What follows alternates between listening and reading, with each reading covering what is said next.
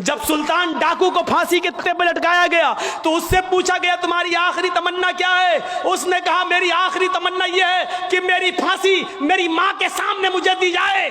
उसकी माँ को बुलाया गया, कहा तेरा बेटा तेरे आंखों के सामने मरना चाहता है। सुल्तान डाकू की माँ की आंखों में आंसू आ गए। पुलिस वालों ने पूछा आखिर मां के सामने तुम क्यों मरना चाहते हो। उसने कहा ताकि मेरी मां देखे मौत के वक्त पैर कैसे तड़पते हैं, हाथ कैसे तड़पते हैं और रूह कैसे निकलती है। कहा लेकिन तुम इसके लिए मां को क्यों मजबूर करके लाए हो।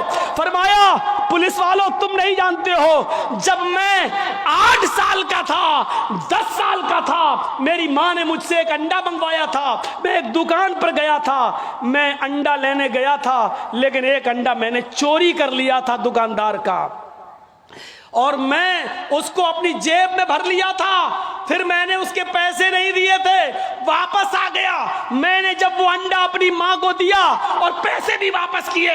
माँ ने कहा क्या हुआ अंडे वाले ने पैसे नहीं लिए। मैंने कहा नहीं मैं अंडा चुरा लाया हूँ। तो मेरी माँ ने मुझे थपथपाया था कि बेटा हम लोग गरीब हैं, अच्छा किया तूने ये पैसा बचा लिया, किसी और काम आएगा।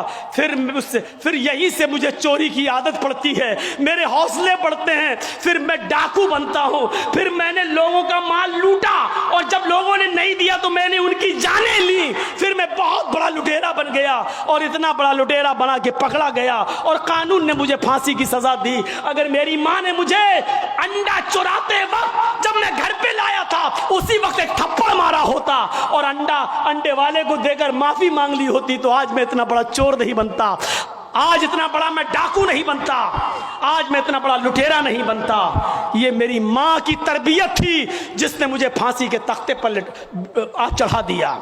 मेरे भाइयों मेरा भी वक्त हो गया है इसलिए मैं थोड़ा सा बस जुमले ख़त्म करने वाला हूँ। आप थोड़ा सा बैठे रहिए, इसी तरीके से मोबाइल जलाए रहिए। तो मेरे भाइयों माँ की तरबियत ही कुछ हुआ करती है। माँ चाहे तो अपने बच्चे को डाकू बना दे, माँ चाहे तो अपने बच्चे को अब्दुल कादिर जिलानी बगदादी की तरह बुजुर्ग बना दे। ये माँ की तरबियत होती है।